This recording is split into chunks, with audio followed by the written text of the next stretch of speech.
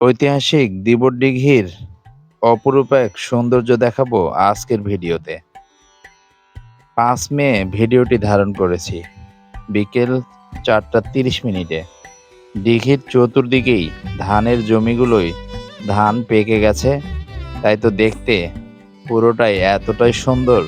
সোনালি ফসল যেমনি দিঘির চারদিকে, তার ঠিক উপরের অংশেই আমবাগান।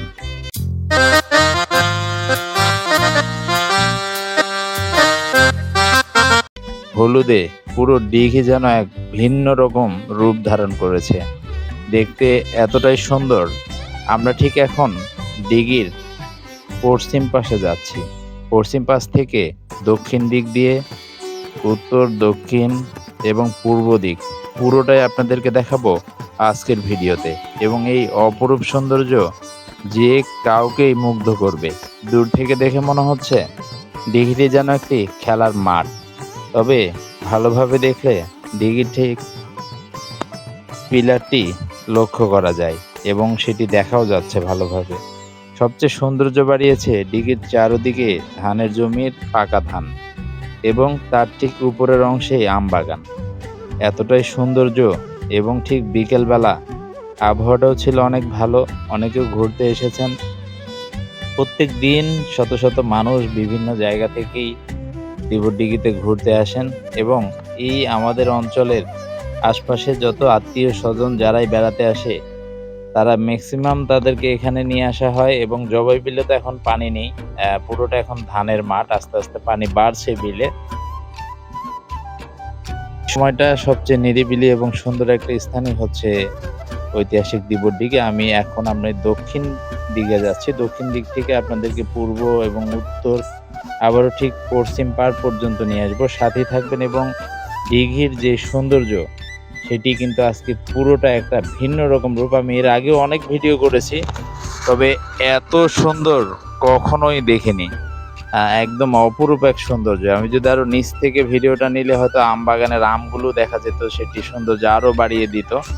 তবে এর যে প্রাকৃতিক সৌন্দর্য আজকে একদম অসাধারণ এবং একদম নীরব। পানিগুলো একদম থেমে আছে।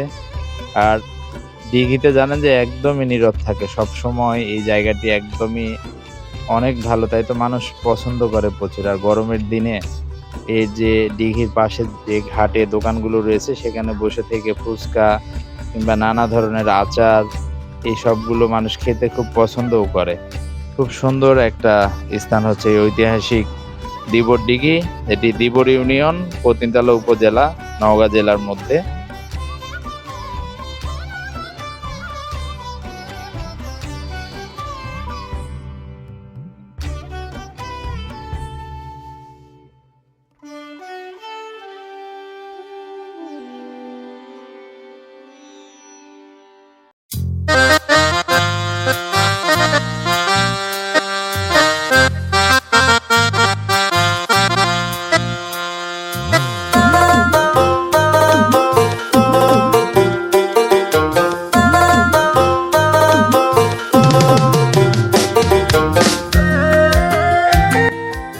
আমরা এখন ঠিক পূর্ব প্রান্তে রয়েছে, ঠিক পূর্ব প্রান্ত। আর সোজা সোজা আমরা কিন্তু ঠিক ওই পশ্চিম প্রান্তে দাঁড়িয়ে রয়েছিলাম।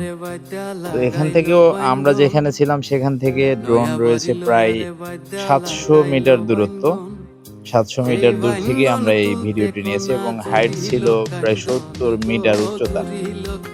এর উপর থেকে দেখুন, এর একটা অসাধারণ একটা ভিউ। আসলে এর আগে আমি বিভিন্ন সময় দিঘির ভিডিও নিয়েছিলাম। কোনো সময় ধান ছিল না, ফাঁকা ছিল, কোনো সময় পানি ছিল এই পাশের জমিগুলোতেও।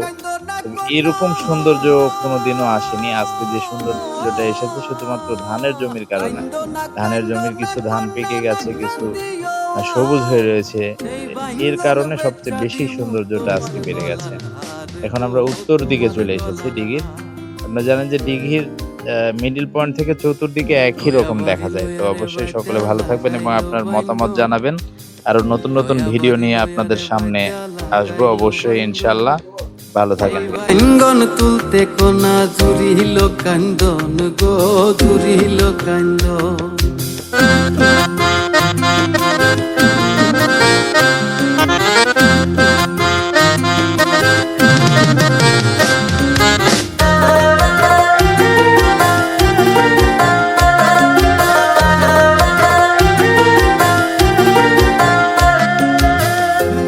বাড়ি লইয়ারে বাইদা লাগাইলো কলা, নয়া বাড়ি লইয়ারে বাইদা লাগাইলো কলা।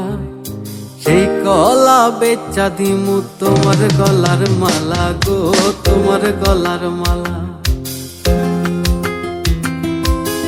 নয়া বাড়ি লইয়ারে বাইদা লাগাইলো কচু, সেই কচু বেচা দিমু তোমার হাতের বাজু গো, তোমার হাতের বাজু। কান্দো না কন্যা, কান্দো না কন্যা, না কান্দিও।